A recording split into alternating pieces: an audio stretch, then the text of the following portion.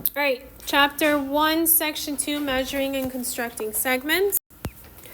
Using a number line, we have used number lines before. I know yours has some filled in, so I'm going to fill mine in. I have A, B, C, D, -2, -1, 0, 1, 2. So looking at it, a coordinate is a number that corresponds to a point. Okay, so I have points. I have point A, which is on -2, point B, which is on -1, and so on. So you guys already have that filled in on yours. Distance. If they're asking me to find the distance from one point to another, you have to solve it, finding the difference using the absolute value. So what does that mean? If I'm finding the distance from point A, B, I need to find the length of the point, I am solving it. So you could either write it as AD or DA. How am I solving it? Find the absolute value. So you're finding the absolute value of the difference of the coordinates. So looking at my coordinates, AD, I have -2 minus 2, and I'm taking the absolute value. I'm going to get 4. And the absolute value is 4. So that's for AD. Now I'm going to go ahead and do DA. When I'm looking at DA, I'm going to have the absolute value of 2 minus -2. That's going to give me 2 plus 4. Just kidding. 2 plus 2. And then it's going to be 4. Once we get to some more examples, you'll see if you don't want to take the absolute value, you can use the rule, subtract the biggest minus the small or little. I'll write the little number. And then you should be getting a positive answer regardless if it's in the absolute value sign or not. Okay.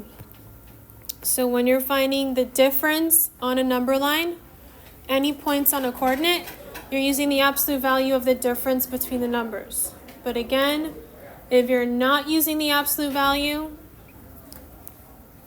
let me change this one because this is going to be -4. The absolute value of -4, not 4. The difference is always going to be positive, right? Yes, whenever you're finding the length of a line of 2 points, it's always going to be positive. You should never have a negative number. That's why you're taking the absolute value. But if you're only taking the biggest minus the little number, it's always going to be positive. Okay, it's always positive when you're using big minus little. All right, postulates. When you're using postulates, we're normally using proofs. So postulate, what is a postulate? A statement accepted without proof. It's a statement or a rule. And then you're also going to see something called theorems. Theorem is a rule that can be proven. So postulates, you don't have to show proof of a postulate. Don't worry about this saying postulate 1. This is considered the ruler postulate. The points on a line that can be matched 1 to 1 with real numbers. Think of a ruler. You have points on the ruler and they have a number on it. So when I'm looking at this, I'm going to give you an example. On a coordinate system, once a coordinate system has been chosen in this way, the distance between any 2 points equals, again, the absolute value of the difference of the coordinates. So showing you an example, I have the distance between E and A.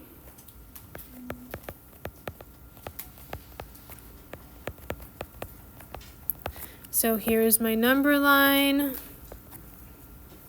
I'm going to do A, B, C, D, and E. -1, 0, 1, 2, 3. So, again, 2 ways I can find it. Distance between E and A. I'm going to use the bigger number minus the little number. Taking the absolute value, 3 plus 1 is going to give me 4. again, when you're using big minus little, it's always positive. But let's say I did it the opposite way. I did -1 minus 3. I'm taking the absolute value. I'm going to get the absolute value of -4, which is also just going to give me 4. So I'm finding the distance. Also, you could just count. Okay, if it's something simple like this, find the distance between E and A. You could count. I'm going to start at E. 1, 2, 3, 4. That's another way to check yourself. Construction, a construction of geometric drawing that uses a limited set of tools. Usually a compass and a straight edge, we're not going to be doing construction in class, but it's good to know what this is. You can use construction to find shapes or to draw shapes within other shapes, but we're not going to be doing construction in this class. All right, congruent. We should have heard what this word means or heard it before. There is a symbol for congruent. So if something is congruent, we're normally using this symbol, the little squiggly line with the equal sign beneath it. When something is congruent, it's two objects that have the same size and shape. So that's when you're dealing with shapes, when you have congruent shapes, congruent circles, okay? But now we're dealing with lines right now, so we're going to look at congruent line segments. So we should know what a line segment is. What does a line segment have? Does anybody know? Good. A line segment has two endpoints. So I'm going to go ahead and draw congruent line segments. So here's one line segment, and this is my congruent one. As best as you can. I'm going to have A, B, and C, D. How am I proving that these are congruent, or how am I stating that they're congruent? For me to state this, I would write it as segment AB is congruent to segment CD. Please make sure you know how to state it correctly, because again, if you don't have the segment line, the segment symbol, it would be marked wrong. So please make sure you have the segments. So how it's read is segment AB is congruent to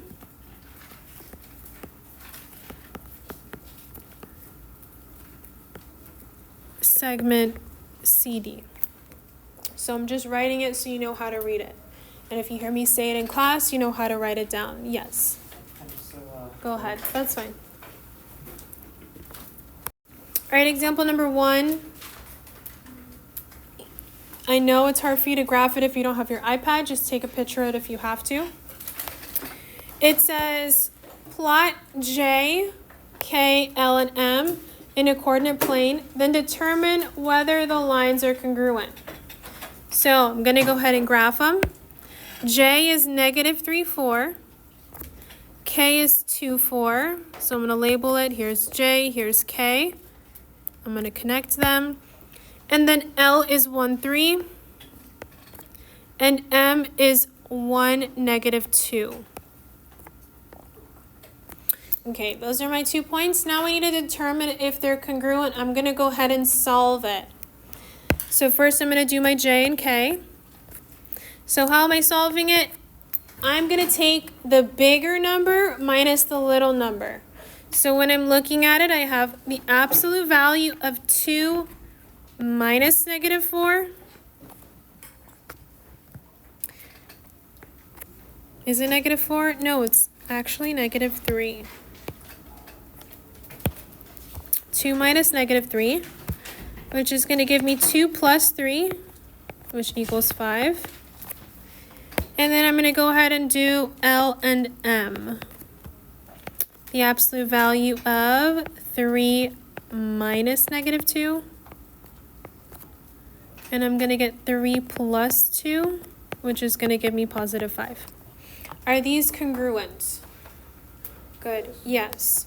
So I'm going to write my answer as segment JK is congruent to segment LM. Is there an easier way for me to solve this? Yeah, how? You just count the half. Perfect. I could have just counted these. Let's check. 1, 2, 3, 4, 5. And LM, 1, 2, 3, 4, 5. So it's correct. Okay, if you are given a question that's easy, please show some sort of work. Show me that you're counting them on your paper, but definitely get used to showing work because you'll eventually have larger numbers. All right, postulate 2, don't worry about postulate 2. You just have to know this one as segment addition postulate, also known as SAP for short. All right, please understand this because we will be using this throughout the entire school year. It says if B is between A and C, then AB plus BC equals AC. So please understand for this statement, it did not say that B is in the middle. So I'm going to go ahead and write that. This does not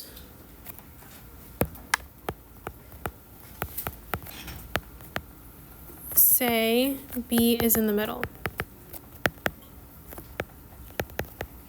Please remember that. Do not assume it's in the middle unless it tells you it's in the middle. Okay, because then if you think it's in the middle, you're going to say, oh, both sides are congruent. They are not. So I'm going to give you 2 examples.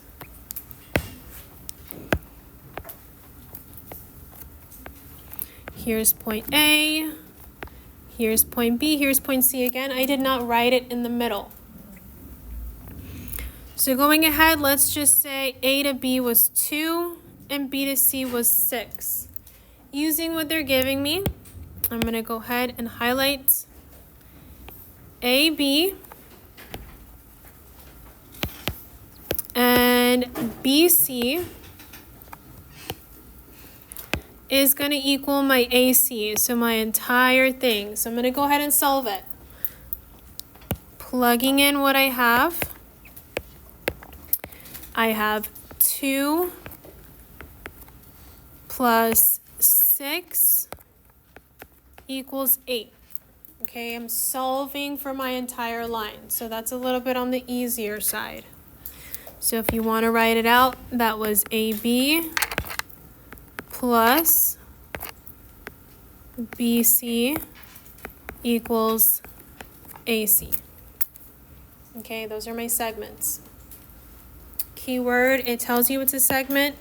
In the rule, it's called segment addition postulate. Now giving you another example.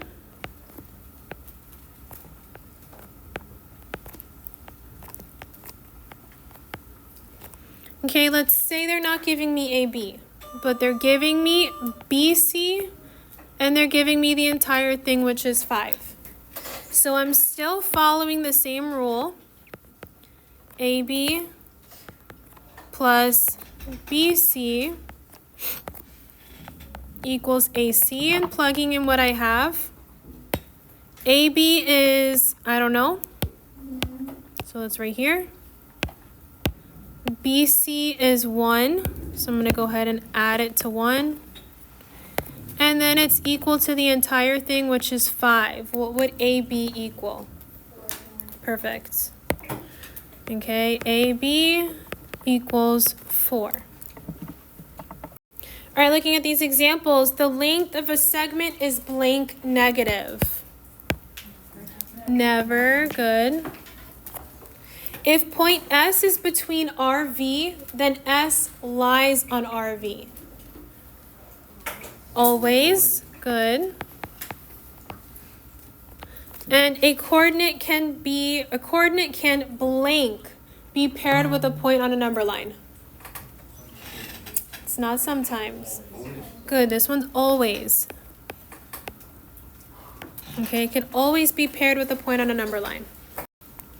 All right, for example, number 3, it says J is between I and K. IJ is 2x. JK is 4x minus 6. And then IK is 30. I'm going to go ahead and draw it out for you so you could visually see it. Please, please, please. If you're not understanding a question on a test or a quiz, try and draw it out. Don't just look at it and say, I don't know how to do this. So drawing it out, here is my segment. I have I have K, and J is between. Again, it is not in the middle. Labeling what I have 2x, I have 4x minus 6, and then the entire thing is 30. They want me to find x, ij, and jk. So going ahead and solving for x first. Remember the rule. Segment addition postulate. Ij plus jk equals IK. Okay, so the entire thing. So now I'm going to go ahead and plug in what I have. I have 2x plus 4x minus 6 equals 30. What do I do first? Good. Yes? Okay, I can combine my like terms. So I have 2x plus 4x gives me 6x minus 6 equals 30. Now what should I do? Good. I'm going to add 6 to both sides. These are going to cancel. I'm going to get 6x equals 36. And last, perfect. Divide both sides by 6. X is going to equal 6. Good. X equals 6. Now we can go ahead and solve for ij and jk. So plugging in ij, I have 2x. That's 2 times 6, which equals 12. And then jk, I have 4x minus 6. 4 times 6 minus 6. 24 minus 6 equals 18. And if I want to check myself, I can go ahead and add ij and jk. So 12 plus 18 equals 30, and that's what I had for my entire line. Questions, comments, concerns? Okay.